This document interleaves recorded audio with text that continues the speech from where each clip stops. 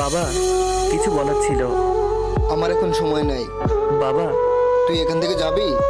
মাথা নিচু করে সেখান থেকে চলে আসি। এটা আমার সাথে নতুন না, সেদিন থেকে দেখছি। আম্মুর কাছে গেলাম। আম্মু। কি বলবি বল, বলে আমাকে উদ্ধার কর। আম্মু, আমার খুব প্রচন্ড মাথা ব্যথা করছে। তোর এসব ফালতু নাটক দেখার সময় আমার কাছে নাই। নাদিয়াকে স্কুলের জন্য রেডি করতে হবে। আম্মু, আমি ওকে আজ দিয়ে আসি। আমরা তোকে কোনো কিছু করতে বলেছি? মুখ পোড়া, যেভাবে আছিস সেভাবেই থাক। আম্মু, আমি কি তোমাদের ছেলে না? সেই জন্য তো এখনো খাইতে পারছিস। আম্মু, তোমরা কি আমার সাথে একটু ভালো করে কথা বলতে পারো না? এর থেকে ভালো তুই যোগ্য না। তাহলে গলা টিপে মেরে ফেলোনি কেন বলে ওইখান থেকে চলে এলাম। মানুষ ভুল করে, কিন্তু সেই ভুলের প্রতিদান যে কাউকে এভাবে দিতে হয় আমি জানতাম না তখন। সেই 6 বছরের আমি আর আমার পিচ্চি 4 বছরের ছোট বোন নুসাইবা, ও আমার জীবনের পুরোটা ছিল। আমার বেড়ে ওঠার সঙ্গী ছিল ও। আমার আর মা বাবার চোখের মণি ছিল।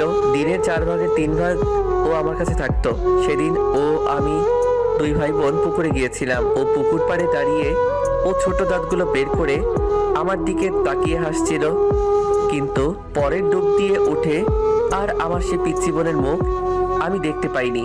আমি ভাবছিলাম বাসায় চলে গেছিল, তাই অতটা মাথায় নেইনি।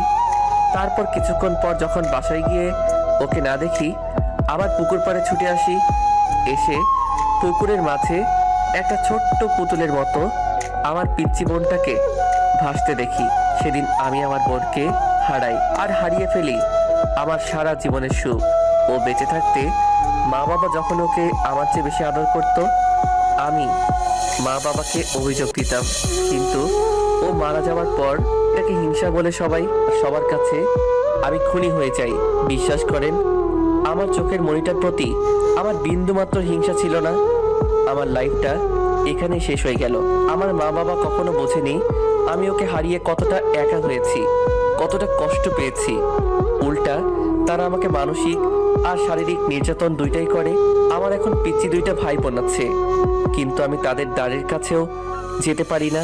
বাবা, আমার কাল পরীক্ষা, আমার পরীক্ষার ফিস দিতে হবে।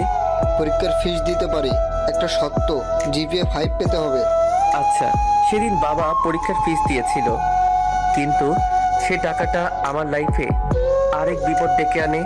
আমার পরীক্ষায় জিপিএ 5-এর বদলে 4.81 পেয়েছিলাম জেএসসিতে, কিন্তু তার জন্য আমার উপর যে মানসিক যন্ত্রণা হয়েছিল তা আমার জীবনের শেষ দিন পর্যন্ত মনে থাকবে। সেদিন বাবা আমাকে